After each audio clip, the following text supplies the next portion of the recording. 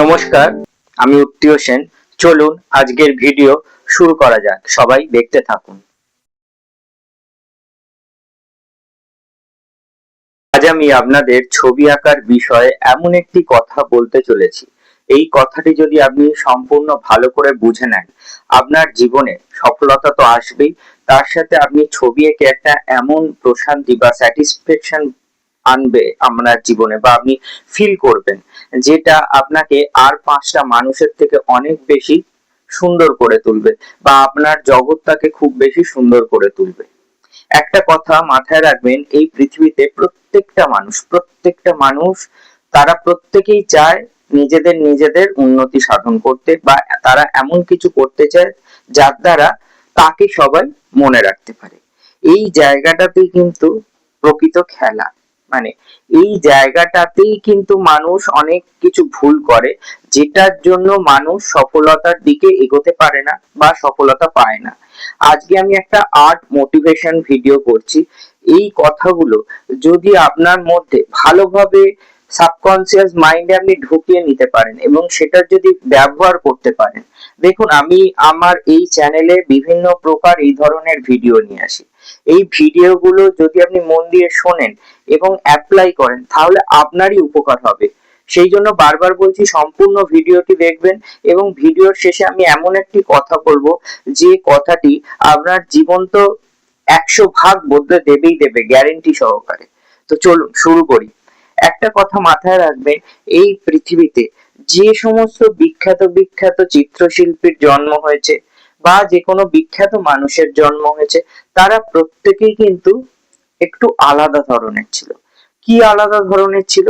আমরা প্রত্যেকেই কিন্তু আত্মকেন্দ্রিক, এটা মাথায় রাখবেন। প্রত্যেকে আমরা যারা ছবি আঁকছি, যারা শিল্পী, তারা কিন্তু আত্মকেন্দ্রিক। তারা সবসময় ভাবে আমার ছবি লোকে বলবে, আমার ছবিটাকে নিয়ে মানুষ চর্চা করবে, আমার ছবি পৃথিবী বিখ্যাত হবে, আমার ছবি কোটি টাকায় বিক্রি হবে।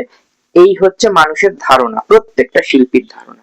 কিন্তু একটা জায়গা ভেবে দেখেছেন যে এই পৃথিবীর সিস্টেমটা কিভাবে কাজ করে, বা ইউনিভার্সটা কিভাবে কাজ করে? ইউনিভার্সটা কিন্তু সেইভাবে কাজ করে না।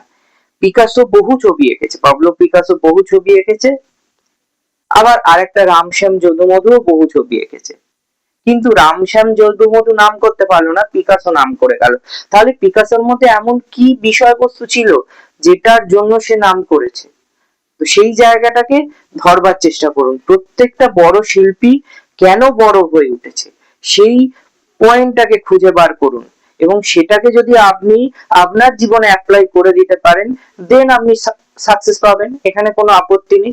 এবার হচ্ছে আমরা খাটতে চাই না, সেটা আমাদের সমস্যা, কারণ আমরা ভাবি যে সবকিছুই মুখের গোড়ায় এসে গেলেই খুব ভালো হয়। এটা আমাদের বর্তমান 2026 সালে এরকম টেন্ডেন্সি হয়ে গেছে সোশ্যাল মিডিয়ার ফলে।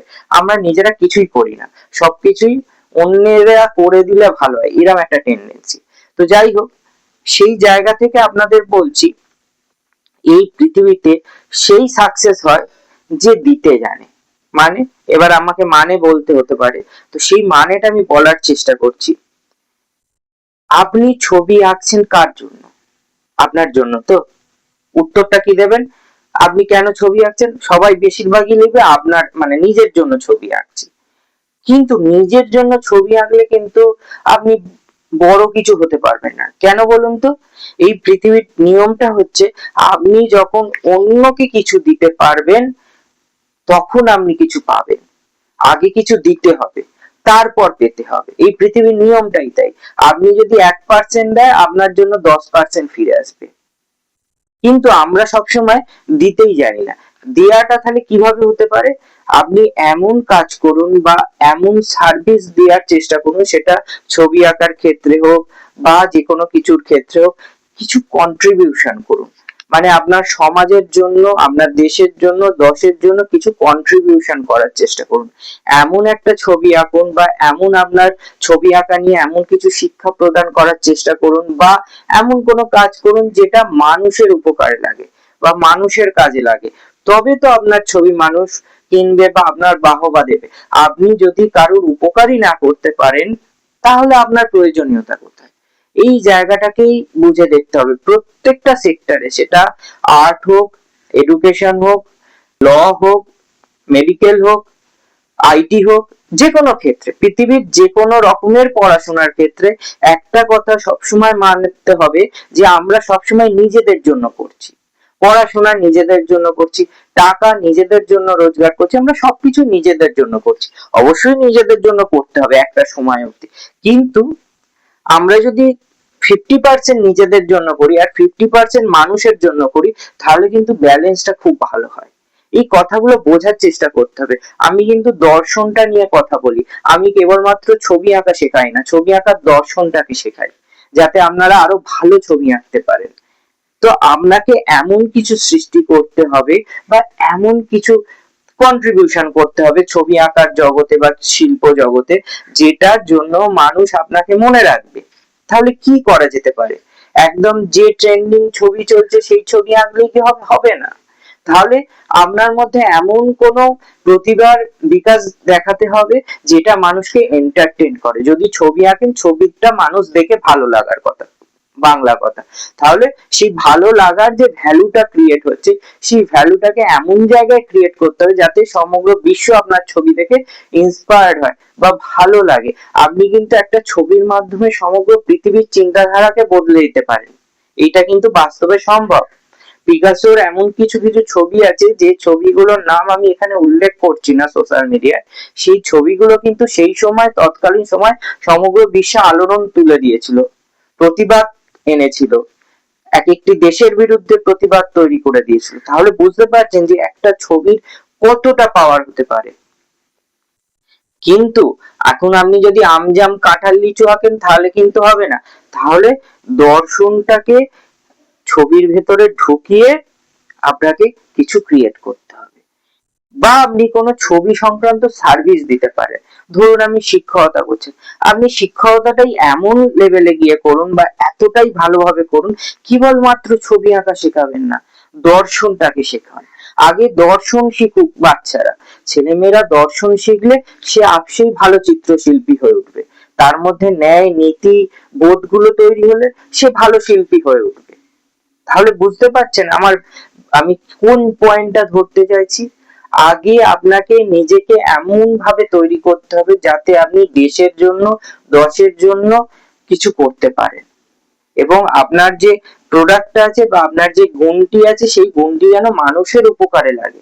মানুষের উপকারে লাগলে তবে আপনি ভ্যালুয়েবল হবে, তা না হলে ভ্যালু আপনার আসবে না। আপনি বহু বছর ধরে ছবি এঁকে যাচ্ছেন, কার জন্য ছবি এঁকেছেন? নিজের জন্য ছবি এঁকেছেন, কখনো মানুষের জন্য ছবি আঁকেনি। তাই জন্য বারবার বলছি, এই জায়গাটাকেই ভাবার চেষ্টা করুন। যারা কলেজে পড়ছো, আর্ট কলেজে পড়ছো বা পড়ে বেরিয়ে গেছো, এই জায়গাটাকে খুব ভালো করে ভাবো, তুমি নিজের জন্য কাজ করছো না দেশের দশের জন্য কাজ করছো, তাহলে তোমার ছবি আঁকা এমনিই বদলে যাবে।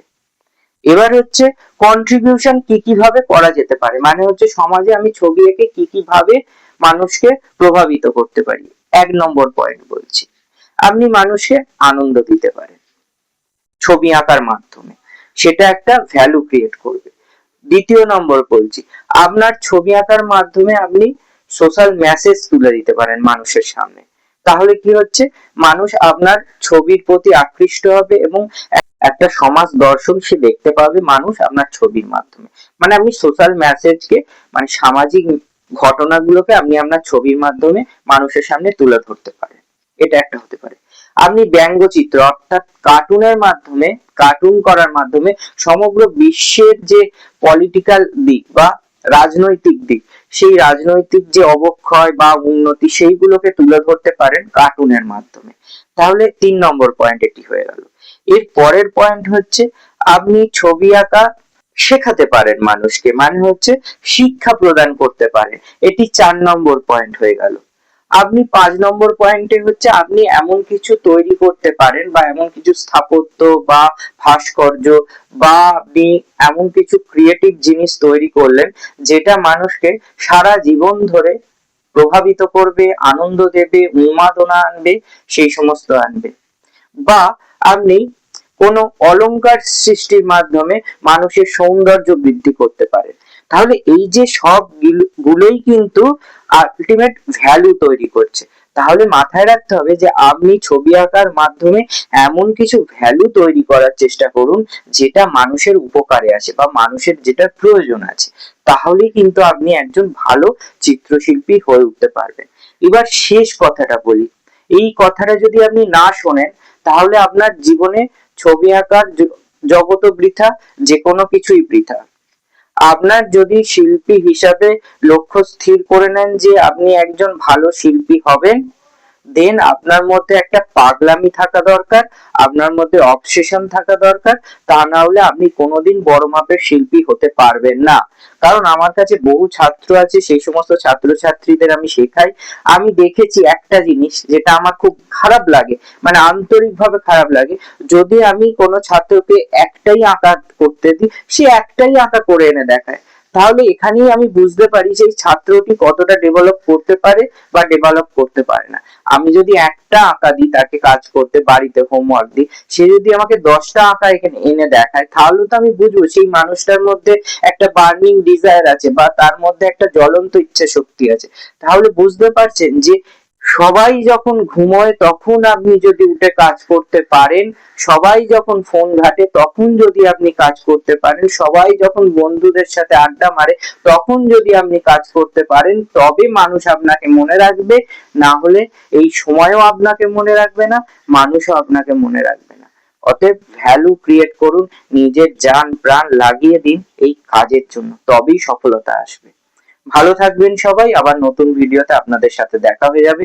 যদি আমার কাছে শিক্ষা নিতে চান, মানে আঁকা শিখতে চান, তাহলে অবশ্যই যোগাযোগ করে নেবেন। তবে একটা কথা মাথায় রাখবেন, একদম মানসিক দৃঢ়তা নিয়ে দীর্ঘ সময় নিয়ে আসতে হবে। 1-2 দিন ক্লাস করে আপনি যদি ভাবেন যে আপনি সব শিখে গেছেন বা স্যার কিছু শেখাচ্ছেন, এটা আপনার ভুল ধারণা, আপনার ভুল মানসিকতা। কারণ আপনার নেয়ার যোগ্যতা যতটা থাকবে আমি ততটাই আপনাকে শেখাতে পারবো।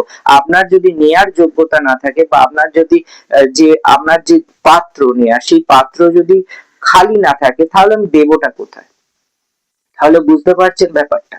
সেই জায়গাটা মাথায় রাখবেন, মনোসংযোগ সহকারে স্যারের কথাটাকে আলটিমেট ভেবে যদি শিখতে পারেন, বিশ্বাস রেখে শিখতে পারেন, আমি অবশ্যই আপনাদের শেখাবো এবং একজন ভালো চিত্রশিল্পী তৈরি করে দেবো। অন্তত আপনি ভালো করে কাজটা শিখে যাবেন। ভালো চ্যানেলটি এতক্ষণ সময় নিয়ে দেখা ও শোনার জন্য আপনাদের সবাইকে আন্তরিকভাবে নমস্কার ও ধন্যবাদ জানাচ্ছি। যদি চ্যানেলটি ভালো লাগে, ভারতবর্ষের কোন প্রান্ত থেকে আমার ভিডিও দেখছেন তা অবশ্যই মন্তব্য করে জানাবেন। এছাড়া আমি অঙ্কন শিক্ষা করিয়ে থাকি ও নার্সারি টু ক্লাস 10 বিভিন্ন বিষয় শিক্ষকতা করে থাকি।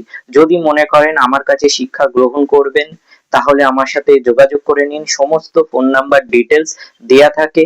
সবাই ভালো থাকবেন, চ্যানেলটি সাপোর্ট করুন, দেখতে থাকুন। নমস্কার।